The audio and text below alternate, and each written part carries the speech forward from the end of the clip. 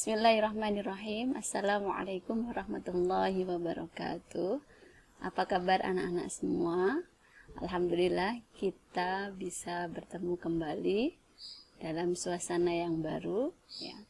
Selamat untuk kalian yang sudah naik kelas. Sekarang sudah kelas 8 ya. Kita mulai tahun ajaran baru ini dengan membaca basmalah bersama. Bismillahirrahmanirrahim. Dan untuk yang di pondok, yang sudah datang ke pondok, saya ucapkan selamat. Kita mulai dengan kebiasaan baru, kita mulai dengan adaptasi yang baru ya. Dan yang di rumah harus selalu tetap menjaga kesehatan dan mengikuti protokol kesehatan dari pemerintah. Untuk pembelajaran shorof kali ini, saya, Ibu Azizah, akan menemani anak-anak semua untuk mulai menata niat lagi dalam belajar shorof. Ya, kita review lagi kenapa harus belajar shorof. Ya.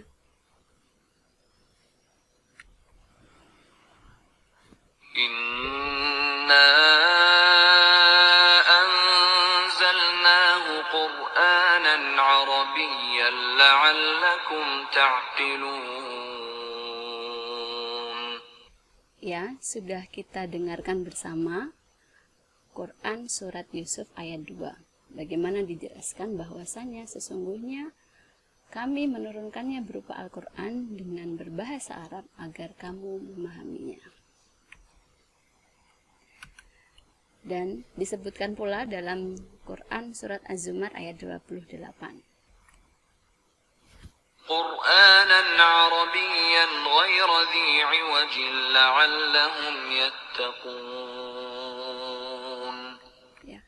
Ialah Al-Quran dalam bahasa Arab yang tidak ada kebengkokan di dalamnya supaya mereka bertakwa. Umar bin Khattab juga pernah berkata ya, beliau pernah berkata seperti ini. Ta'allamul arabiyyata fa innaha min dinikum. Ya. Pelajarilah bahasa Arab karena sesungguhnya ia bagian dari agama kalian.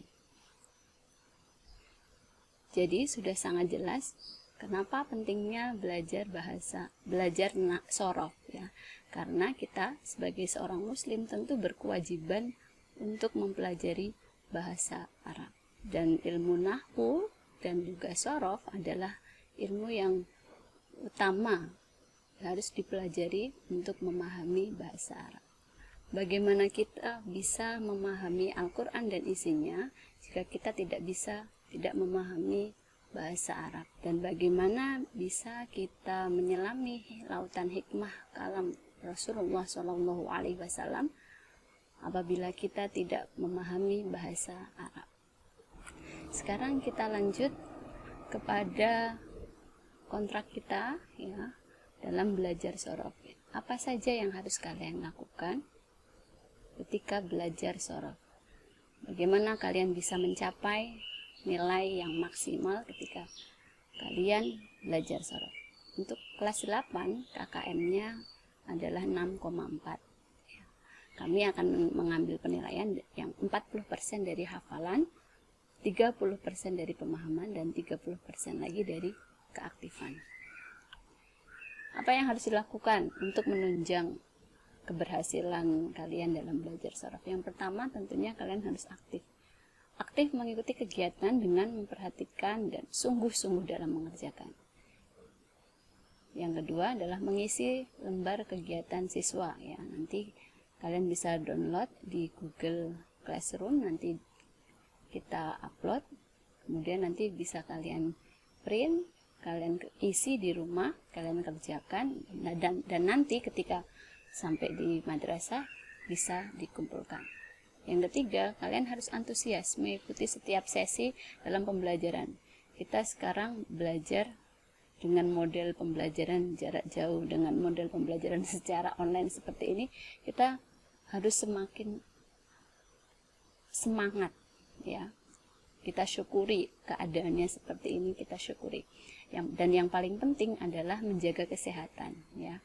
menjaga kesehatan diri, lingkungan sekitar ya, dan meningkatkan ibadah, meningkatkan kualitas ibadah, dan senantiasa berdoa agar Allah segera mengangkat wabah ini. Nah, apa saja yang harus kalian lakukan? Bagaimana kalian, apa sih yang harus dilakukan? Kalian harus memperbanyak yang namanya memanfaatkan waktu. Nah, manfaatkan waktu dan juga membaca. Kalau sorof ya mungkin bisa kalian membaca tasrifan. Sebelum menghafal kan dibaca dulu. Dan juga kalian menulis. Ketika menulis kalian akan lebih mengingat. Nah, setelah itu kalian bisa mencari kata dalam Al-Quran ya. Sekarang kalian sudah pernah belajar sorof dulu sebelumnya kelas 7. Pastinya kalian lebih bisa mendalami ketika membaca Al-Quran. Ketika dulu belum pernah belajar membaca, belum pernah belajar sorof maksud saya, kalian mengucapkan surah Al-Ikhlas, Qul huwallahu ahad, misalkan, itu tidak berasa. Tapi sekarang kalian mengucapkan Qul, kalian sudah tahu per kata Qul. Qul adalah fi'il amr ya, yang berasal dari kata qola. Qul artinya berkatalah ya, katakanlah. Dan selanjutnya kalian bisa menghafal tasrifan. Ini penting ya. Kalian harus menghafalkan tasrifan. Fiil-fiilnya juga harus dihafalkan. Kalian harus tahu artinya supaya itu lebih mempermudah lagi. Nah, ketika sudah menghafal, untuk menguji hafalan kalian, tentunya kalian harus setor hafalannya. Karena kondisinya sekarang kalian di rumah, tidak bertemu saya langsung, kalian bisa setor, kalian bisa minta kepada orang yang sudah dewasa, kalian bisa setor hafalannya kepada beliau, bisa orang tua, bisa kakak, dan sebagainya ya. Nah, sekarang kita masuk ke dalam materi, mengulang lah, mereview materi yang dulu, refresh lagi. Kita belajar sorof itu mau belajar apa sih? Untuk pelajaran sorof kita akan mempelajari fi'il mujarrad dan mazid ya. Fi'il mujarrad dan mazid. Mazid adalah kata kerja yang terdiri dari huruf asli dan ada huruf tambahan. Sedangkan mujarrad adalah kata kerja yang terdiri dari huruf asli dan tidak ada huruf tambahan. Ini sudah kita pelajari sebelumnya. Kita hanya mengulang lagi dan harus paham. Pembagian dari fi'il mujarrad sendiri itu ada dua. Yang pertama adalah thulathi mujarrad dan rubai. Nah, untuk thulathi kita sudah mengenal istilah thulathi. Salah satu 3. Maksudnya apa? Adalah 3 huruf asli. Di fi'il thulathi itu adalah fi'il yang terdiri dari 3 huruf asli tanpa adanya huruf tambahan. Dan rubai dari kata arba jadinya 4 ya, terdiri dari 4 huruf asli. Kalau thulathi adalah 3 huruf, rubai adalah 4 huruf. Sedangkan untuk fi'il mazid ya, mazid adalah tambahan ya.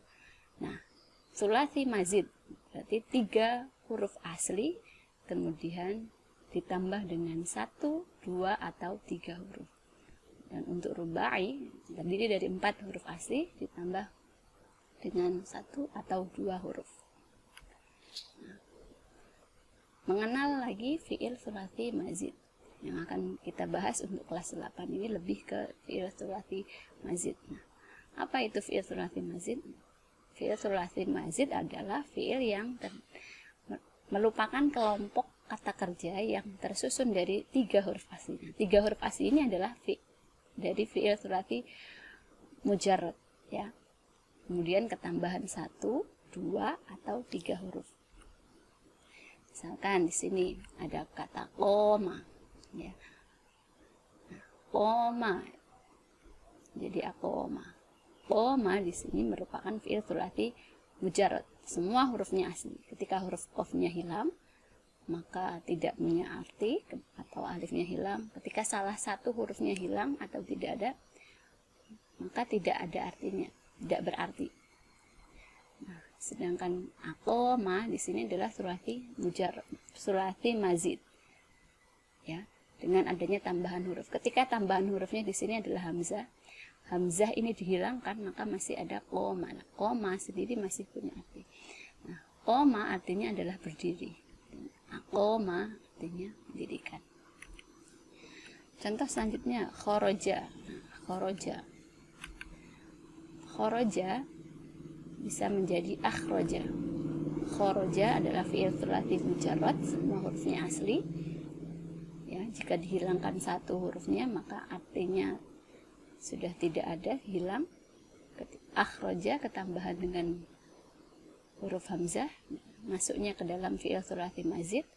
Nah, hamzah di sini adalah huruf ziyadah, huruf tambahannya.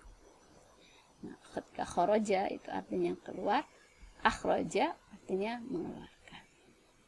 Ya, semoga bisa dipahami. Ya, pelan-pelan ini kita mengulang materi dulu kelas 7. Kita akan perdalam lagi di pertemuan-pertemuan selanjutnya. Ya, sekian. Kurang lebihnya mohon maaf. Sekian dari saya. Wassalamualaikum warahmatullahi wabarakatuh.